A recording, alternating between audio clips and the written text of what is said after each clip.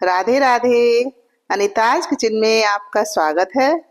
आज हम बनाएंगे बिना ओवन बिना माइक्रोवेव के एकदम मार्केट जैसा पिज्जा, जो खाने में तो स्वादिष्ट है ही लेकिन बनने में एकदम आसान है। और इसे हमने बनाया है, एक पिज्जा हमने कढ़ाई में बनाया है और एक पैन में। यकीन मानिए दोनों ही तरह से पिज्जा बहुत बढ़िया बने हैं, एकदम मार्केट जैसे। इनको जज कर पाना भी मुश्किल है, ये घर पर बनाए हैं या मार्केट से मंगाए हैं। तो चलिए बनाते हैं इन्हें।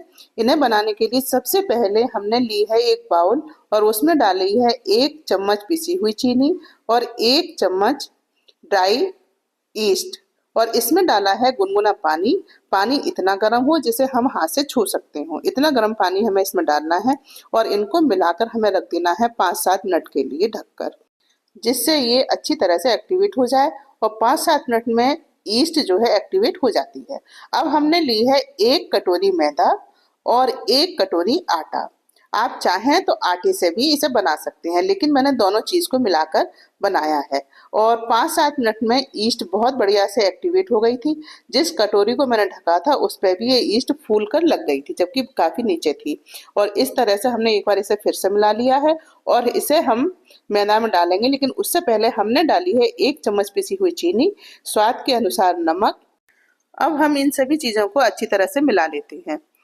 आटा और मैदा आप अपनी क्वांटिटी के हिसाब से लें, जितने पिज्जा आपको बनाने हो। मुझे 2 पिज्जा बनाने थे तो मैंने आटा और मैदा 1-1 कटोरी लिया है, जो वजन में लगभग दोनों को मिलाकर 350 ग्राम जितना है।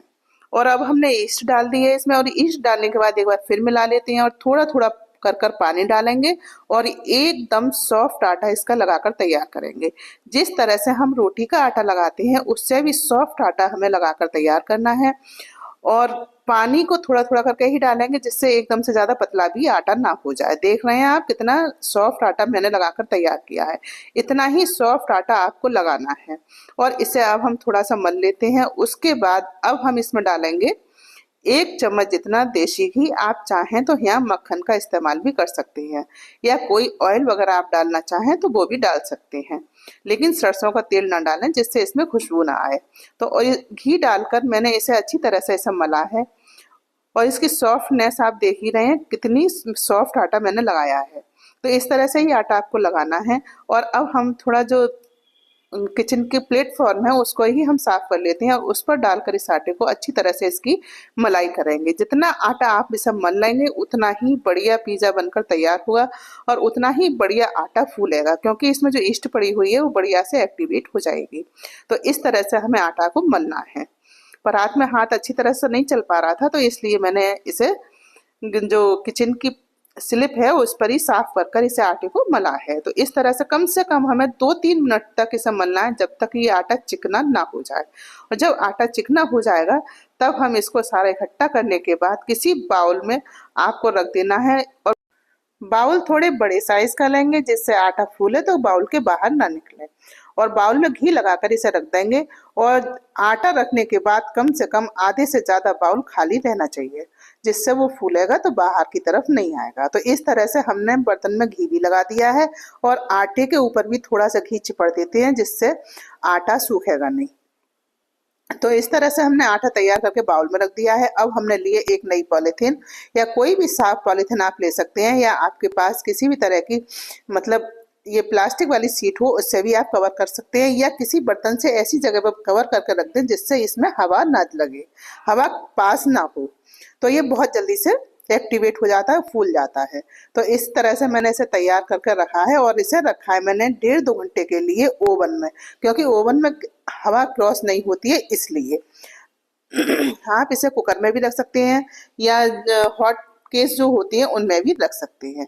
तो इस तरह से मैंने इसे रख दिया है। अब मैंने ली है कुछ सब्जियां, शिमला मिर्च, पनीर, टमाटर, प्याज, एक मशरूम है और थोड़े से स्वीट कॉर्न है। तो हमने सबसे पहले टमाटर को काटा है। टमाटर को काटने के बाद जो अंदर से बीज होते हैं उनको हमें निकाल देना है। और निकालने के बाद छोटे छोटे पीस में हम इन्हें काटेंगे। पीस आप अपने हिसाब से रख सकते हैं, चाहे छोटे या थोड़े से बड़े। तो इस तरह से शिमला मिर्च के बीच का भी भाग जो होता है वो भी हमने निकाल दिया है। और टमाटर और शिमला मिर्च को इस तरह से हम छोटे छोटे पीस में काट लेते हैं। और पनीर को भी हमने छोटे छोटे पीस में काटा है। तो इसी तरह से हमने छोटे छोटे से सभी चीज़ों को काट लिया है। और अब चलते हैं हम गैस की तरफ। तो गैस पे हमने कढ़ाई रखकर फ्लेम को जो है ऑन कर दिया है। लो फ्लेम पर हम 10-15 मिनट पहले कढ़ाई को प्री हीट कर लेते हैं। तो इसमें डाला है नमक और रखा है एक स्टैंड और ढककर इसे रख देते हैं 10-15 मिनट के लिए, जब तक हम बनाएंगे पिज्जा। और 1.5-2 घंटे लगभग हो चुके हैं।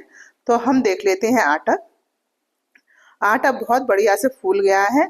अभी अगर आप चाहें, क्योंकि ठंड का मौसम है थोड़ा टाइम लेता है, लेकिन मैंने जल्दी ही इसे निकाल लिया है, लेकिन कोई बात नहीं, बहुत अच्छी तरह से ये फूल रहा था।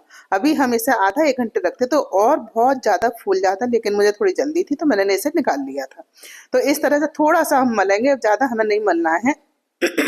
इसी तरह से थोड़ा सा हम इकट्ठा करेंगे और इसे रोल करते हुए हम इसके 2 पीस में डिवाइड करेंगे। आपको जितने बड़े पिज्जा बनाने हो उतने भाग इसके कर लें, लेकिन मुझे थोड़े बड़े बनाने थे तो मैंने इसे 2 पीस में डिवाइड किया है। और एक पीस को हम रख देंगे और एक पीस को हम अभी पिज्जा बनाकर तैयार करेंगे। तो हमने इसे थोड़ा सा इकट्ठा किया है और नीचे से थोड़ा सा हम आटा लगाएंगे। आटा या मैदा जो भी आप चाहें वो लगा सकते हैं। और इसे हाथों से भी प्रेस करके इसे बना सकते हैं, लेकिन मैंने थोड़ा सा इसे हाथों से प्रेस किया है और थोड़ा सा मैंने इसे बेलन से बेला है, जिससे जो बेस हम बना रहे हैं वो बिल्कुल एक सा हो, कहीं मोटा और कहीं पतला ना हो। तो पहले हमने थोड़ा सा आटा डाला, फिर हाथ से थोड़ा सा प्रेस करके इसे बढ़ाया है और उसके बाद हम थोड़ा सा आटा डालेंगे, क्योंकि ये चिपकता है नीचे से, सॉफ्ट है आटा, इसलिए थोड़ा सा हमने आटा डाला है नीचे। आप चाहें तो थोड़ा कम या ज़्यादा आटा भी नीचे डाल सकते हैं। और उसके बाद हमने थोड़ा सा बेलन किनारे और बीच में एक सा सा कर लिया है। ज़्यादा नहीं बेलेंगे, हम थोड़ा सा ही बेलेंगे बेलन से, क्योंकि आटा थोड़ा सा चिपक रहा है। तो मैंने थोड़ा सा ही 2 बार ही इसे बेलन से बेला है, फिर हमने हाथ से ही इसे फैला लिया है। थोड़ा सा मैंने घी हाथों पे लगाया और इस तरह से इसे फैला लिया। बिल्कुल एक सा हम फैलाएंगे, कहीं मोटा कहीं पतला नहीं रखें। तो इस तरह से हमने बेस तैयार किया है और अब मैं इसे रखूंगी एक प्लेट के ऊपर। हमें इसे उसी प्लेट में रखना है जिस प्लेट को हमें कढ़ाई के अंदर रखकर पिज्जा तैयार करना है। तो इस तरह से हमने पिज्जा बना लिया है और अब हमने एक प्लेट ली है और पिज्जा का जो बेस है आप उसी हिसाब से बनाएं जितना उस प्लेट के अंदर आ जाए। लेकिन मैंने इसके ऊपर से एक बटर पेपर भी डाल दिया है, जिससे पिज्जा निकलने में आसानी रहे। लेकिन आप इस बटर पेपर को स्किप करें, आप सीधा प्लेट के ऊपर घी लगाएं और उसके ऊपर से बेस को डाल दें। अब हमने लिया है एक फॉग और फॉग से इस तरह से हम इसे पिंच कर देंगे, जिससे अच्छी तरह से जो पिज्जा का बेस है वो अच्छी तरह से सिक जाएगा सब तरफ से, और जो हम सॉस लगाएंगे वो भी अंदर तक चली जाएगी। अब हमने ली है टोमेटो केचप और पिज्जा सॉस। मैंने इसमें आधी पिज्जा सॉस और आधी टोमेटो केचप को मिलाया है। आप चाहें तो केवल पिज्जा सॉस भी इस पर लगा सकते हैं। और अच्छी तरह से चारों तरफ फैला दिया है। पूरे बेस पर हमने टोमेटो केचप और पिज्जा सॉस को फैला दिया है। अब इसके ऊपर से हमने डाली है चीज। चीज आप कद्दूकस करके भी डाल सकते हैं, आपके पास ब्रिक हो तो कद्दूकस करके डाल सकते हैं, या आपके पास क्यूब वाली चीज हो तो उसे इस तरह से ही फैला सकते हैं। तो मैंने थोड़ी सी, मेरे पास चीज 2 तरह की पड़ी हुई थी तो मैंने कद्दूकस करके डाली है और बाकी जो चीज इस पर डाली है वो डाली है क्यूब्स वाली। तो इस तरह से हमें, ये मोज़रेला चीज है, इसको सब तरफ बहुत अच्छी तरह से हमें फैला देना है। और इसके ऊपर से अब हमने लगाई है प्याज, शिमला मिर्च, टमाटर, जो भी चीज़ हमने सब सब्जियां काट कर रखी हैं वो सब हम इनके ऊपर से पीस पीस कर कर लगा देंगे। सब तरफ एक सजा देंगे पिज्जा को। इस तरह से हमने इसे सजाया है। और सब्जियां आप अपने मन से कोई भी इसके ऊपर डाल सकते हैं, या ड्राई फ्रूट्स भी थोड़े बहुत आप इस पर डाल सकते हैं, ऐसे काजू हैं या थोड़े बहुत बादाम है, इस तरह से आप इन पर डाल सकते हैं, लेकिन मैंने सब्जियों को ही इसके ऊपर डाला है। तो देखिए पिज्जा कितना बढ़िया बनकर तैयार हुआ। बहुत अच्छी तरह से पिज्जा तैयार हो गया था। इतनी महंगी चीज घर पर इतनी आसानी से बहुत सस्ते में जब तैयार हो जाए फिर क्या बात है। फिर तो हमें इसे घर पर ही बनाना चाहिए। आप इस तरह से इसे बनाएंगे तो बहुत बढ़िया पिज्जा बनकर तैयार होगा। अब हमने इसके ऊपर से ढेर सारी चीज, मोज़रेला चीज जो होती है वो इस पर डाली है। पिज्जा चीज भी इसे बोलते हैं। आप चाहें तो थोड़ी बहुत और ज्यादा भी डाल सकते हैं। अब इस तरह से पिज्जा ये बिल्कुल तैयार हो गया है। तो अब हम चलते हैं कढ़ाई की तरफ। और कढ़ाई भी बहुत ज़्यादा गर्म है तो इसके ऊपर से हम इसे रख देते हैं। लेकिन आप इसके ऊपर बटर पेपर ना रखें, क्योंकि बटर पेपर अगर नहीं रखते हैं तो आप इसे लो फ्लेम पर अच्छी तरह से इसे पका सकते हैं। लेकिन मैंने इसे थोड़ा सा मीडियम फ्लेम पर भी पकाया है, क्योंकि जो कागज़ हमने रखा है तो वो हीट थोड़ी कम पकड़ रहा था इसलिए। अब हमने एक दूसरा बेस तैयार किया है और उसे रखा है पैन में, और उसी तरह से हमने इस पिज़्ज़ा को भी सजा लिया है। अब इसे हम दूसरी गैस पर रख देते हैं।